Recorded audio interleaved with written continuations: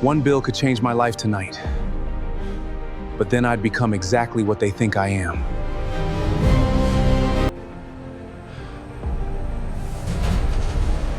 You.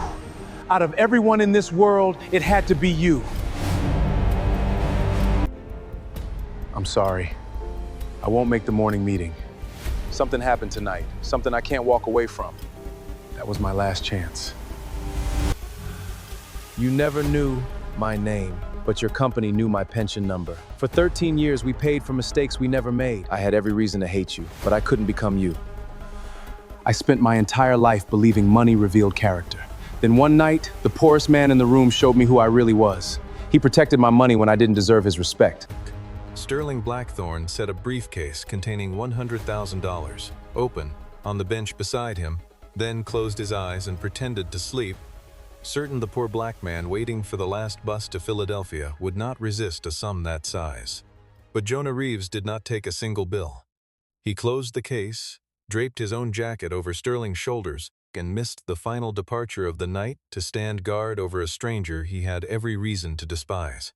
By morning, Sterling opened his eyes, found the note Jonah had left, and what it said made the billionaire weep. If you believe genuine goodness exists even when no one is watching, stay with Jonah's choice until the very end. The conference room on the 43rd floor of Blackthorne Tower had floor-to-ceiling windows overlooking the gray skyline of Pittsburgh. And on the night the betrayal was confirmed, not one person in the room seemed to notice the view, because Sterling Blackthorne was sitting at the head of the mahogany table, with his hands flat on the surface and his face arranged into the particular stillness that does not come from peace, but from the long-practiced suppression of fury.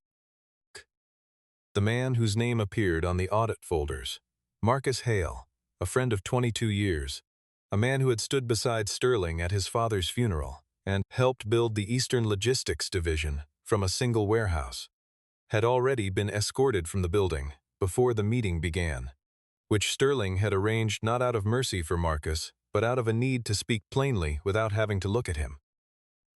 The internal review had found $2.3 million moved through a series of fabricated vendor accounts, not a catastrophic sum against the background of a company whose assets Sterling could no longer fully enumerate from memory, but a sum large enough to confirm what he had begun to suspect during the previous 2 years. That loyalty, the kind a man stakes decisions on, is a story people tell themselves during the period when they have not yet had to make a choice.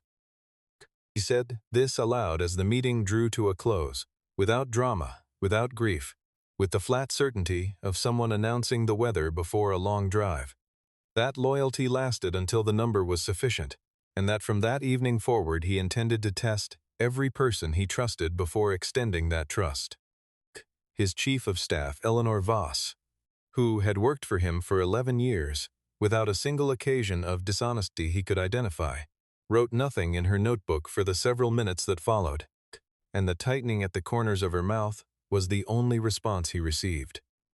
The same evening, Sterling had arranged to complete the purchase of a watch collection at a private auction house on the south side of the city, a transaction where the seller, a retiring industrialist with an aversion to documented transfers, required the deposit in cash. The deal collapsed in the final hour when a competing buyer presented better terms, and Sterling walked out, carrying a briefcase with $100,000 in banded currency that now had no particular destination. His helicopter pilot radioed to report that a storm system had stalled over western Pennsylvania and that mixed freezing rain made any flight over the eastern corridor inadvisable until conditions changed. His car, a modified sedan with reinforced bodywork, and a driver named Cole who had worked the route for 6 years, made it 40 minutes from the city before the rear axle developed a fault Cole could not diagnose by the side of the road in snow, and the vehicle stopped on a 2-lane stretch near the Ravenwood Transit Station, a bus and rail depot that had been built in a more optimistic era and had since settled into a comfortable institutional mediocrity. Ronan Pike, Sterling's head of security, was 3 vehicles back managing a situation with the second car in the convoy, and radioed to say he would be at least 40 minutes delayed. Sterling told Ronan to take the time needed and walked into the station carrying the briefcase. The Ravenwood station was the kind of building that had once been proud of itself, and was now simply functional. Cracked tile underfoot, a ticket window staffed by a single night shift clerk who appeared to be conducting a personal experiment in stillness, fluorescent lights overhead, buzzing at a frequency specifically calibrated to prevent anyone from feeling too welcome. Sterling took a seat in the central waiting area, which held perhaps a dozen travelers in various states of transit and patience. An elderly woman with an oversized suitcase, a young couple sharing one pair of earbuds, a man in work clothes using his coat as a pillow against a pillar. And it was at the bench nearest the far window that he noticed the man who did not appear to be in simple transit. The man was perhaps in his mid-40s, wearing a jacket that had once been quality and now showed the specific age that comes from heavy use and limited replacement, and his boots were the kind worn by men who had spent years on factory floors, with toe caps worn to a copper brightness at the edges. He carried a canvas bag on one shoulder and held a manila folder against his chest, with the careful grip of someone protecting something irreplaceable rather than merely important, and there was a bus ticket visible in his coat pocket, the destination printed in block letters, Philadelphia. The night clerk mentioned without prompting, when Sterling ordered coffee from the machine near the window, that the gentleman near the far bench had been there for several hours and showed no sign of leaving unless his bus arrived. Sterling carried his coffee back to a seat 20 feet away and watched. He watched Jonah Reeves open a packaged sandwich, break it cleanly in half along the seam, and pass the larger portion to an elderly man who had been sitting near the door with his coat collar up against a draft, accepting nothing in return, asking for nothing, returning his attention to his folder without marking the exchange as anything particularly notable. Sterling observed this, set it aside as inconclusive, and called Ronan's frequency on his earpiece, asking Ronan to patch in Caleb Dorn and to hold position until he said otherwise. He said he wanted to try something and explained what it would require. Sterling unlatched the briefcase clasps, pushed the lid open so that the stacked currency was visible to anyone within 15 feet. Banded rows of 50s and 100s arranged with the particular neatness of money that has been counted and recounted. Set the case on the bench beside him, leaned back, crossed his arms over his chest, and within 4 minutes was performing sleep with the convincing precision of a man who had long since learned the difference between appearing at rest and actually being there. Jonah did not look up at first. He was tracing something in his folder with one finger, reading slowly, and for the first 12 minutes, Sterling began to consider whether the experiment would produce any result at all, whether Jonah was simply the kind of person who did not notice things, or the kind who noticed and made a private calculation so quickly it left no visible trace. Then the exterior door opened to admit a gust of cold air and a late arrival, and the draft caught the edge of the top bill and lifted it from the stack, depositing it on the floor in the space between the two benches, perhaps 3 feet from Jonah's left boot. Jonah looked down at the bill, and then looked at the briefcase, and for the first time took in the full extent of what was inside it. Sterling watched through lashes held at the narrowest functional opening, as Jonah picked the bill up slowly and held it flat in both hands, the way a person holds something they have not yet arrived at a decision about. And in the quiet of the station, Sterling could hear the slight sound of Jonah's breathing change. In the silence that followed, Jonah's eyes moved in a sequence Sterling tracked without moving, from the bill in his hands to the bus ticket in his coat pocket, to the worn toe of his left boot, to a folded paper half visible at the top of his canvas bag that Sterling could not read from this distance, but would later identify as a bank notification regarding the status of personal property under a repossession order. Jonah sat with the $100 bill in his palms for perhaps 30 seconds, which in the particular silence of a nearly empty station felt considerably longer, and then he placed it back in the briefcase with care, aligning it to the others, as though disorder itself were a small additional offense, and he closed both clasps with a click that carried across the room. He did not take $1. He did not look again. Jonah leaned toward the sleeping figure and said a quiet word, then repeated it slightly louder when there was no response. And when Sterling maintained the performance, Jonah's concern shifted visibly from uncertainty to something more purposeful. He leaned close enough to confirm the man was breathing normally, careful not to touch more than the check required. And as he drew back, his hand brushed the breast pocket of Sterling's jacket and something fell. A slim leather card case that opened on the floor to display a business card in embossed black lettering. Sterling A. Blackthorne, Chairman and Founder, Blackthorne Industrial Holdings. Jonah picked it up, read it once, read it again, and the expression that moved across his face in the following moment was not greed, not calculation, not the rapid blinking of someone revising a plan. It was the stillness of a man who has just discovered that the universe operates with a very specific and humorless irony. He placed the card case back into Sterling's breast pocket. He pulled the briefcase several inches closer to Sterling's leg, positioning it against the bench frame where it would be shielded from the view of anyone passing through the central area. And then, in a voice pitched so low it could not have been intended for any audience, Jonah Reeves said, "Of all the people I could have found tonight, it had to be you." Sterling lay still and felt the words move through him like something cold finding a room it had not expected. What Sterling could not see from behind closed eyes, and what the manila folder held against Jonah's chest contained, was the accumulated documentation of 2 years of methodical work by a man who had been told, in a variety of institutional and personal registers, that men like him did not typically prevail in disputes against companies the size of Blackthorne Industrial Holdings. The acquisition of Bellwether Works had been announced with considerable fanfare 2 years earlier, accompanied by a press release promising workforce retention, pension fund protection, and a minimum 3-year commitment to capital investment before any restructuring decision would be made. Graham Wycliffe had signed that letter personally and had it mailed to every employee at their home addresses, a gesture that Jonah had kept in a file because he had been raised to believe that a signed promise carried the weight of the signature.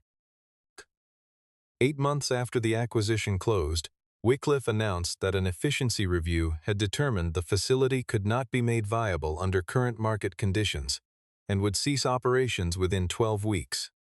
Severance payments were issued at reduced rates. The pension fund, when the union's financial advisor requested access to audit it, was found to contain a gap that no one in management could explain to anyone's satisfaction. Jonah had been a maintenance supervisor at Bellwether for 22 years, a man capable of diagnosing a hydraulic line failure by ear before any pressure gauge confirmed it, who had trained 3 cohorts of younger workers and accumulated a personnel file containing no disciplinary entries until the final year of operation, when he began asking questions about the pension fund discrepancy in departmental meetings, and was written up twice for what the documentation described as creating a hostile atmosphere for productive dialogue. He lost his job at 44 in a regional labor market that had no immediate application for a middle-aged black man whose resume centered on a shuttered plant, and he discovered in the months that followed that his name had been added to what the industry informally called an advisory list, a shared record circulating among human resources departments that flagged former employees considered likely to generate legal or organizational complications. He sold his car first. He exhausted his savings funding a legal consultation that produced a letter and nothing more. He lost the house when the mortgage payments exceeded what remained, and he had been living since then in a sequence of weekly rate lodgings, and on several occasions in overnight shelters run by churches where he slept with one hand on his bag. He had also, during that period, found the irregularities.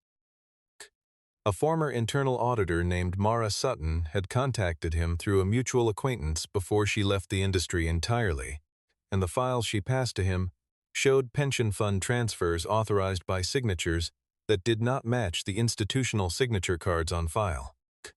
Consulting fees paid to 3 companies whose registered addresses resolved to mail forwarding services in Delaware and Nevada, and a transfer timeline that placed the fund movements 9 weeks before the official closure announcement and 12 weeks before any workforce notification. Jonah had compiled everything into a single organized folder, had mailed copies to 6 addresses, including the personal legal contact listed on Blackthorn Industrial's public filings, and had received in return a certified letter from the company's legal department, informing him that his correspondence had been reviewed, found to contain unsubstantiated allegations, and that further contact of a similar nature might constitute grounds for a harassment claim. Tonight was the last viable night. A labor attorney in Philadelphia had agreed to an early morning meeting, and the statute of limitations on the oldest claims in the package would expire in 11 days, a window that required the documentation to be in professional hands before any filing strategy could be built. Jonah looked at the sleeping man who bore the name on that certified letter, and then at the open briefcase containing a sum that could solve every immediate problem in his life with a single motion of his hand, and he threaded his belt from his trousers, looped it through the briefcase handle, and secured the loop around the bench leg so that the case could not be removed without producing noise and resistance. Then he took off his jacket, folded it along its existing creases, and laid it across Sterling's shoulders, because the station's heating system was losing ground to the weather outside, and a man who appeared to be unwell deserved to stay warm. Caleb Dorn came in from the cold wearing a canvas jacket and carrying a paper cup that steamed in the station's refrigerated air, and he took a seat 2 places from Jonah with the unhurried ease of a man who had arrived by pure coincidence and found the station marginally preferable to standing outside. He was compact and unremarkable in the way that is itself a specific kind of skill, and he had been doing this kind of work for Ronan Pike's department for 9 years, without appearing in any record as anything other than an independent contractor, retained for occasional logistical support. He studied the briefcase for a moment with a performance of casual discovery, and leaned forward on his elbows, and said, in a low and confidential register, that the man sleeping beside it seemed like he might have had a difficult evening, and that the case appeared to be unsealed. Jonah said the man was resting and the case was being watched. Caleb said that was generous of him, and, after a pause proportioned to seem natural, said that a situation of this particular character presented itself perhaps once in a person's life, and that between the two of them, here in this station at this hour, they were looking at a sum that could be redistributed before the owner had any clear memory of its exact composition. Jonah looked at him and said he did not know him and was not interested. Caleb approached from a different position, noting the condition of Jonah's boots in the way a man does when he wants to make a point about disparity, without stating it directly, observing that the ticket in Jonah's pocket was a one-way fare, and that whatever waited in Philadelphia could probably use additional support, and that the moral weight of taking from a man of considerable resources was categorically different from taking from someone who would feel the absence. Jonah said, "Needing money doesn't give a man the right to take what isn't his." Caleb moved incrementally closer, speaking more quietly, and said that the sleeping man was not a random stranger but Sterling Blackthorn, the person directly responsible for the circumstances that had placed Jonah on this bench tonight, and that there was a coherent ethical framework in which recovering a portion of what had been taken from you was not theft at all but restitution. Jonah's jaw set. He turned to face Caleb squarely and said that a stranger who knew both his situation and the sleeping man's identity in this much detail had not arrived here by coincidence, that the conversation had been designed in advance, and that he was declining it on those grounds, as well as on every other ground available to him. Caleb was silent for 3 seconds. Jonah stood and placed himself between Caleb and the briefcase, and said calmly, and without raising his voice, that he would involve the station staff if the conversation continued, and that the offer was declined not only for this occasion, but for any future variation of the same offer from the same or any other source. There was no raised voice, no physical contact, nothing that would have drawn any attention from the couple at the far end of the room. Caleb stood, and before he moved toward the door, delivered the line Ronan had instructed him to deliver if everything else was refused. That Sterling Blackthorn would never know what Jonah had done here, that the principal costing Jonah this sum of money was purchasing him no recognition from anyone positioned to acknowledge it, and that a sacrifice witnessed by no one was worth very little in practical terms. Jonah looked at him with an expression that was not anger, not contempt, but something more permanent than either. He said, "I know. That's enough." Caleb walked back into the cold and reported to Ronan by radio that the subject had refused every approach, that in his professional assessment the experiment should be terminated, and that for what it was worth, he thought they had found something unusual. Ronan agreed the test should end, and told Sterling as much through his earpiece. Sterling said he needed 5 more minutes because he had not yet understood what was in the folder. The station intercom clicked on and announced that the last scheduled departure to Philadelphia would begin boarding in 7 minutes. 7 minutes is a very short time when it is also the full width of a person's remaining options. Jonah gathered his bag and stood, tucking the folder under his arm, and for a moment he looked like a man who had made a decision and arrived at a workable peace with it. Then he stopped, turned back, and looked at Sterling with the expression of someone who has found an obligation he did not go looking for, but cannot in good conscience walk away from. He tried a third time to wake the sleeping figure, touching one shoulder and speaking at a volume audible across the bench, and when Sterling maintained the performance, Jonah crouched and examined the medical alert bracelet on Sterling's left wrist, which was a genuine piece of equipment prescribed by a cardiologist 6 years earlier and recommended for use during travel. And when Jonah stood, his face had changed from reluctance to something more like alarm. He crossed to the ticket window and asked the night clerk whether the station had a medical staffer on duty or a procedure for passengers who appeared unwell. The clerk said the medical response team was handling an incident 2 miles up the road and could not be expected for at least an hour. Jonah thanked him and returned to the bench. He sat down and took out his phone, which showed 11% battery, and dialed the number printed on his attorney's confirmation slip. The call connected to voicemail. He left a message that was careful and specific. He said he would not be on the morning bus, that he had encountered an unavoidable situation, that the complete documentation he had prepared would be delivered to the attorney's office through another means before the relevant deadline, and that he apologized for any disruption to the morning schedule. He ended the call and did not look at the phone again. The intercom announced 2 minutes to boarding.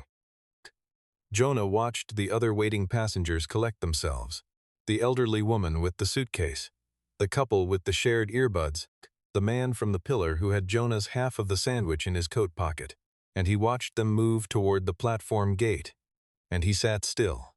The hydraulic hiss from outside told him the bus had pulled away, and then the station was quieter than it had been all evening, and the fluorescent light above continued its particular buzz, and Sterling breathed with the steady rhythm of someone performing an act of sustained deception. Jonah sat with this for a long moment, without any visible performance of grief, without putting his head in his hands, or letting any expression of the calculation's result move across his face, because he had spent enough of the past 2 years arriving at the end of the available options that he no longer found the destination entirely surprising. He stood and went to the vending machine in the corner, with the coins from his jacket pocket, the last of what he had, and bought a bottle of water and a small package of crackers, which he placed within easy reach of Sterling's hand on the bench, arranged so they would be the first thing visible when Sterling opened his eyes. He returned to his seat, uncapped a ballpoint pen, and opened the folder not to the legal documents, but to the clean reverse side of a manila divider at the back, and he began to write. In the car outside, Ronan turned to Caleb and said he missed his bus. Caleb looked at the camera feed for a moment and said he knew who that was. He'd known for a while, and he still didn't take the money. Neither of them spoke again until Sterling's voice came through the radio. The letter Jonah wrote that night was not a legal brief, not a demand for acknowledgement, and not a confession. It began with a different letter entirely, one he removed from the very back of the folder, stored in a sealed plastic sleeve that had kept it dry through 2 winters and the contents of a flooded motel room. It was written on blackthorn industrial stationery from a much earlier period, when the letterhead used a smaller and more modest typeface, addressed to Samuel Reeves at a Pennsylvania address, that no longer existed as a residence, and it was signed in the handwriting of Arthur Blackthorne. Jonah had carried it for 11 years and had read it so many times he could have reproduced it from memory without referring to the page. Samuel Reeves had spent the best years of his work life as a machinist at a small equipment fabrication facility that Arthur Blackthorne owned in the period before the company grew beyond anyone's ability to know it personally. A man of few words and wide technical skills who had raised Jonah alone, after his wife passed from an illness that came without much warning, and who had on a Tuesday in late October, some 30 years before the night in the Ravenwood station, caught his forearm in a press fitting whose safety guard had been temporarily requisitioned for use on another machine and not yet returned to its station. The accident was serious. The workers' compensation insurer declined the claim on a procedural technicality involving the timing of the incident report. Arthur Blackthorne learned about the denial not from his legal department, but from the plant foreman, who mentioned it because he thought it was the kind of thing an owner should know. And Arthur called the insurer that afternoon, covered the full cost of Samuel's treatment himself, while the procedural dispute was resolved, held Samuel's position open through the duration of his recovery, and arranged for Jonah, who was 14 at the time, to enroll in a vocational training program the company sponsored for the children of long-term employees. He wrote Samuel a letter that Samuel read so many times the fold lines became permanent creases in the paper. The letter said, in the plain language that was Arthur's style, and that his son had not inherited, that the name of a man who owned a company meant nothing unless the people who had built that company could still say the name with some measure of respect. That a foreman who told his employer an inconvenient truth deserved to keep his position, and that a man injured in service of a company's production was not a line item to be managed, but a person to be made whole. It said these things without performance, the way people say things they actually believe, rather than things they wish to be heard saying. Jonah had been present in the kitchen when his father first read it. He had taken a job at Bellwether Works years later, partly because the Blackthorne name still carried something personal for him. Not because of the corporation's scale, but because of that letter, and the belief it had given him that some version of that standard still existed somewhere in the institution. Now Jonah looked at Sterling's face, slack in the performance of sleep, softer than the face in the company's public materials, and began to write on the back of the manila divider in the same black ballpoint. He wrote about 417 names, not as a statistic to be managed but individually. The man who had maintained line equipment for 19 years and died of a stroke 2 months before the pension lawsuit's first filing date, leaving a wife whose retirement plans had centered entirely on payments that would not arrive. The woman who had spent her personal savings to bridge the gap and was working 2 part-time jobs at 61. The 30 or so workers who had never understood that the fund had been transferred because the official communications described the situation in language requiring professional financial training to parse. He wrote about Mara Sutton, who had identified the first discrepancy in the fund documentation and been handed a termination agreement before she could build a full record. He wrote about the 6 letters he had mailed to Sterling's office over 14 months, each carefully composed, none acknowledged with anything except the certified response from the legal department. He did not accuse Sterling of directing the theft. He accused him of something he considered more consequential over the long term, of constructing a system so well designed to protect itself from inconvenient information that a man's livelihood, and the livelihoods of 416 others, could be systematically extracted beneath it, and the person with the authority to stop it would never have to know. He placed the written page on top of the folder inside the briefcase. On a separate scrap of paper, he wrote the single line that said in a few words what the rest of the letter had taken 40 minutes to build toward. I did not protect your money because you deserved it. I did it because I will not let what your company did to me make me into the man you expected me to be. He closed the briefcase. He replaced his belt. He walked out of the station without looking back, and the exterior door settled closed behind him with the particular sound of a conclusion. Sterling sat upright the moment the door closed. He sat that way for some time without moving, hands on knees, the borrowed jacket across his shoulders, the briefcase at his feet, the station silent and nearly empty around him, looking at the space where Jonah had been, at the bottle of water and the crackers placed within easy reach by a man who had just spent his last coins on someone else's comfort and taken nothing in return. Then he opened the briefcase and read. He read Jonah's letter twice, moving slowly through the section about the 417 names, because he found he was not able to move quickly through it. He read the list of specific individuals. The man who had died 2 months before the first filing, the woman working 2 jobs at 61, and sat with each one for a moment, in a way he had never sat with the Efficiency Review's summary statistics. He read Arthur's letter, which he had not known existed, and read it again, and the experience of hearing his father's voice in plain language on an old page was the experience of being told something true that you had known and had chosen not to think about for a long time. Ronan entered the station and found Sterling on the bench, wearing the stranger's jacket, with the water and crackers beside him untouched. He asked whether Sterling was all right. Sterling said he needed Eleanor on the phone and needed her to retrieve all correspondence related to the Bellwether Works acquisition going back 30 months, and to do it before morning rather than waiting for business hours. Eleanor answered on the second ring, which Ronan later said was unusual at that hour, and spent 40 minutes in her archive system, while Sterling waited without speaking.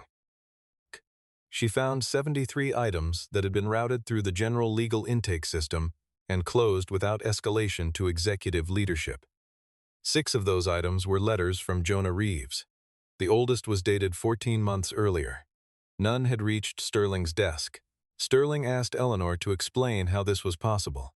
Eleanor was quiet for a longer interval than was comfortable, and then said that the protocol for handling correspondence related to active restructuring transactions had been established by Graham Wycliffe's office and described to her team as a standard litigation avoidance measure.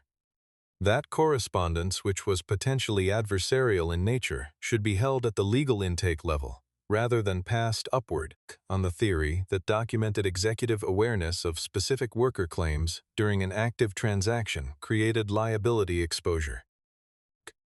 She said she had not questioned this characterization, because it had been framed as legal procedure, rather than as a deliberate decision about which complaints deserved attention, and that she understood only, in retrospect, that the distinction between those two things depended entirely on whether the system was being used for its stated purpose. Sterling said he would require a full accounting of who else had received that instruction and on what date. Eleanor said she would have it before the building opened in the morning. Sterling pulled his phone from his pocket and asked Ronan to play the full recording from the beginning. He watched Jonah pick up the fallen bill and set it back. He watched Jonah close the case. He watched Jonah receive Caleb's proposition and decline it with the even, unhurried steadiness of someone who had already made the relevant decision and did not need the moment to reconvince him. He watched Jonah on the phone, missing the last bus in real time, a timestamp ticking forward while the bus pulled away outside. He watched Jonah buy the water and crackers with the coins from his pocket. He watched Jonah write for 40 minutes by the overhead light of a nearly empty transit station. Sterling had designed tests before for vendors, for executives, for attorneys, and had approached each one with the prior certainty that given sufficient incentive, any person would reveal where their actual priorities resided. He had not designed for a result in which the person with no money, no house, no morning bus, and every legitimate personal grievance was also the only person in the room who had, throughout the entire evening, behaved well.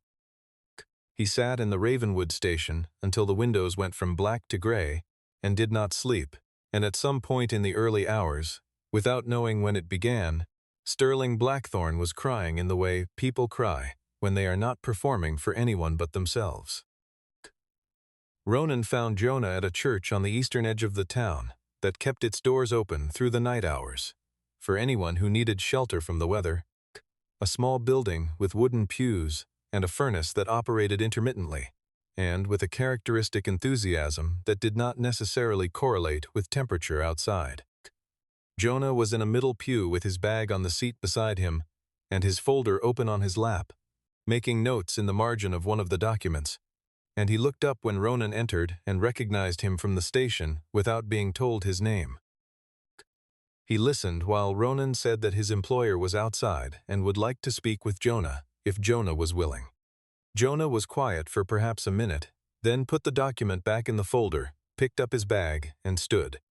Sterling was waiting on the church steps in the early light without a visible security detail at immediate range, wearing a wool coat that looked mismatched against the parish's modest entrance.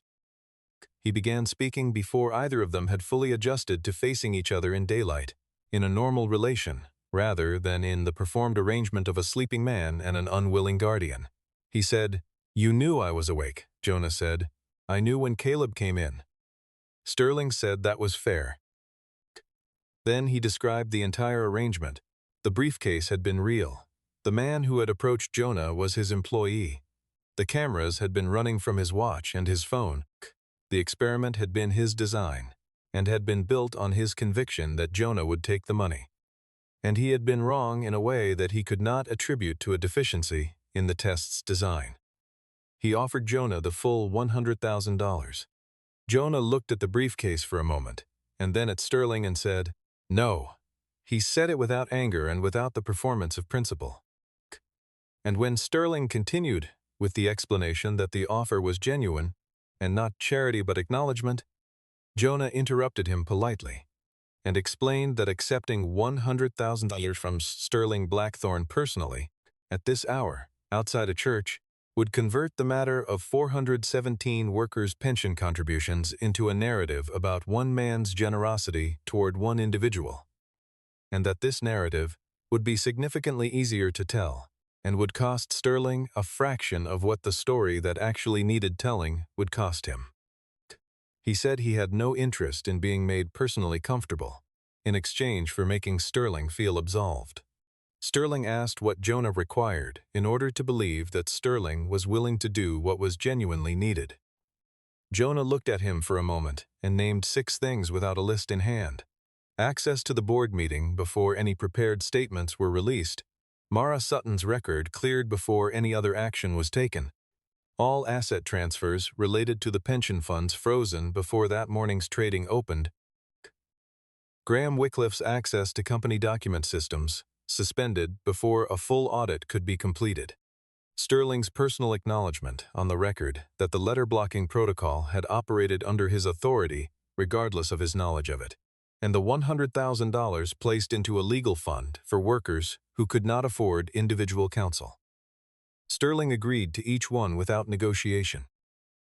On the drive downtown, Eleanor called to report that Graham had contacted the company's legal affairs director and asked him to prepare documentation characterizing Jonah as a former employee who had obtained proprietary data without authorization and was using it as leverage. She said the documentation had not been filed and that she had flagged it for Sterling's attention rather than allowing it to proceed through the standard process. Sterling told her to rescind the request entirely and to freeze Graham's system access immediately. When the Blackthorne Building's lobby security stopped them at the entrance because the overnight advisory had classified Jonah as a potential corporate threat, Sterling walked through the lobby beside Jonah and personally directed the security desk to clear the advisory and update the log to reflect that Jonah was his guest. The boardroom on the 43rd floor held 8 board members in person and 2 joining remotely, and none of them had been told in advance who the additional person at the table was, though several recognized the name when Sterling introduced him. Jonah Reeves, maintenance supervisor, Bellwether Works, 22 years of service. Graham Wycliffe arrived 3 minutes late and took his seat with the composed precision of a man whose composure comes not from being right, but from long experience of being tolerated even when he was not. He described Jonah as a former employee who had left under contentious circumstances and developed a personal interpretation of the acquisition that was factually incomplete, legally unfounded, and probably motivated by grievance, and he said the materials Jonah had brought would require independent verification before anything in them could be treated as actionable. And he said all of this without raising his voice, with the institutional confidence of someone who has been effective at this particular kind of speech for a long time. Jonah did not respond to the characterization. He opened the folder and laid its contents on the table, in a sequence, organized for the systematic elimination of alternative explanations. Pension fund statements from before and after the transfer period. Authorization signatures that did not match the institutional cards on file.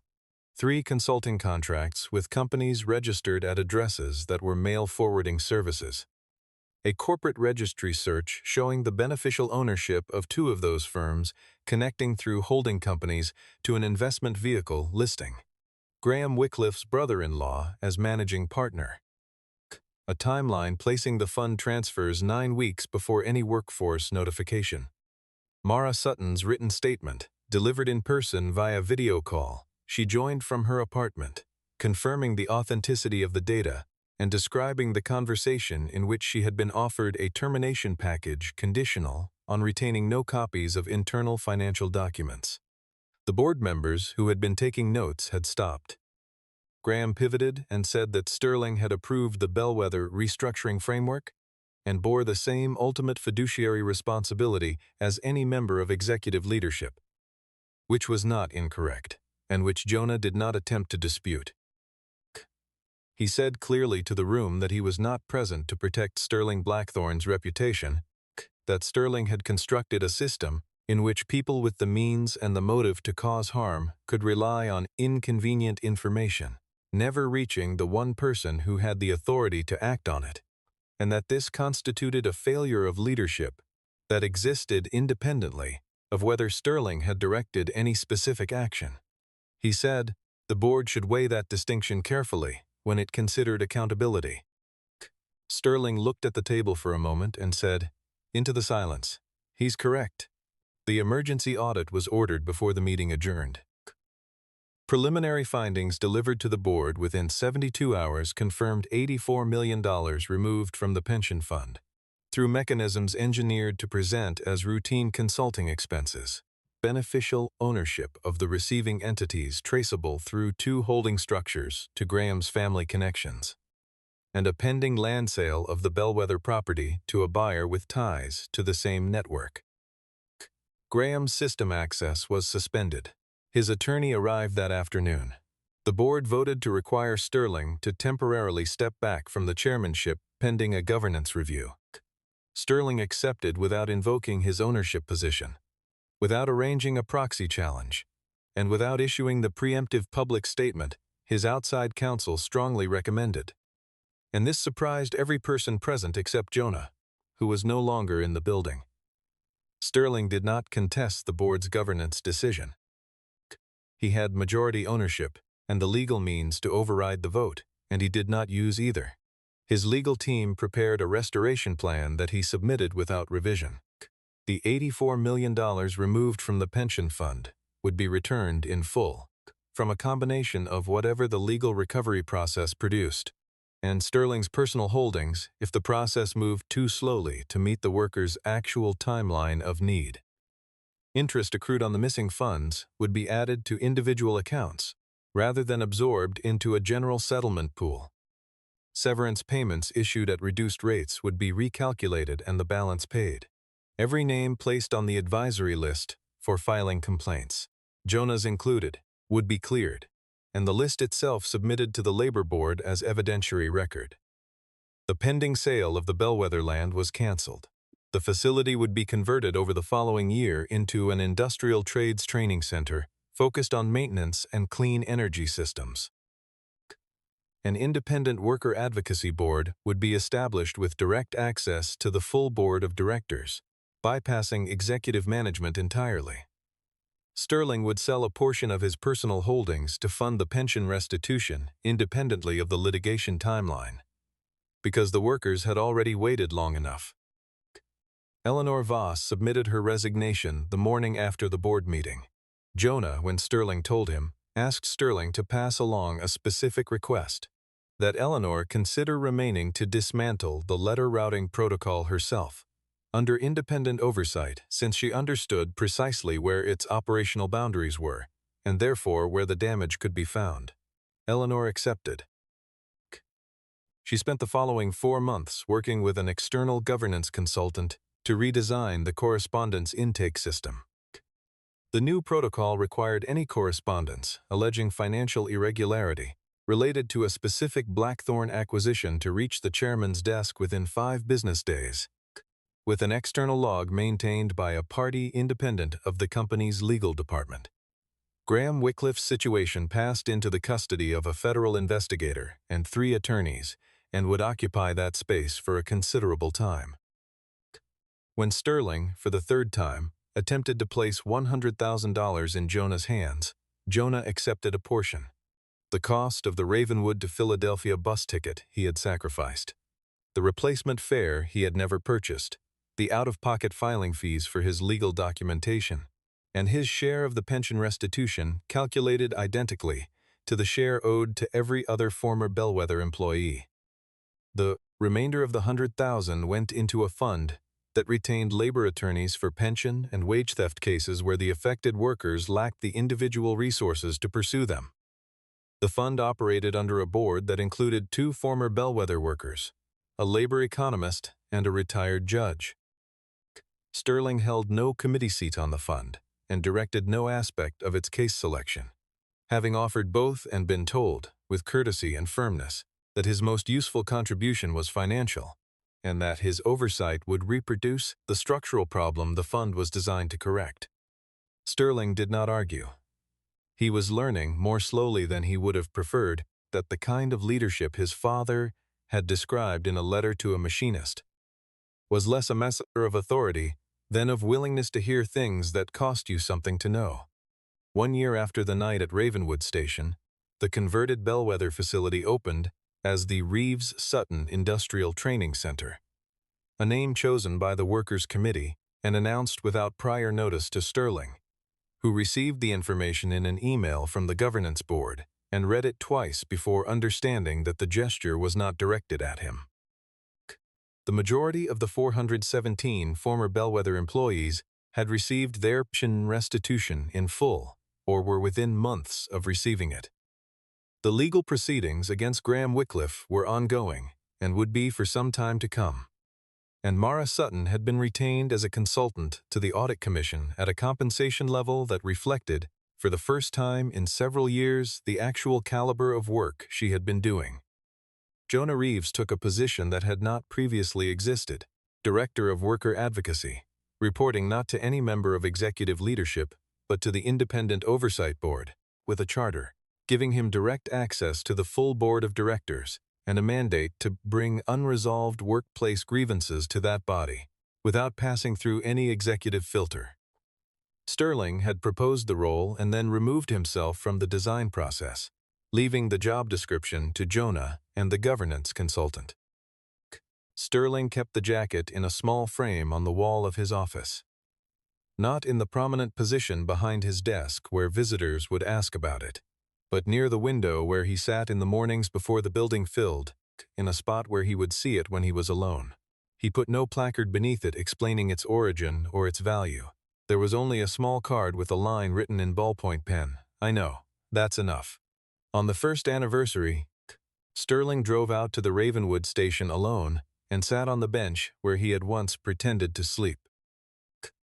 Jonah arrived on the morning bus from Philadelphia on time, and they sat together in the station's early quiet, while the light came through the windows, and the fluorescent overhead hummed its particular note. Sterling asked, because he genuinely did not know the answer, whether Jonah had ever regretted not taking the money during the long months before anything was resolved.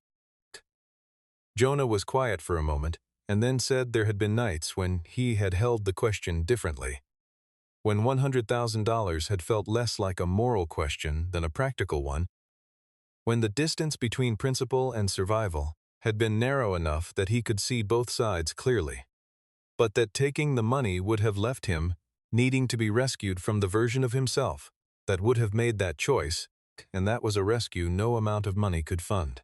Sterling had no answer to offer. He looked at the empty bench between them and understood, without being able to say it in any language that would have been adequate, that the test in the Ravenwood station had not, in the end, been Jonah's alone. Sterling Blackthorne had set $100,000 down to measure the worth of a poor man. But by the time morning came, it was Jonah who had shown him how little all that wealth had been worth.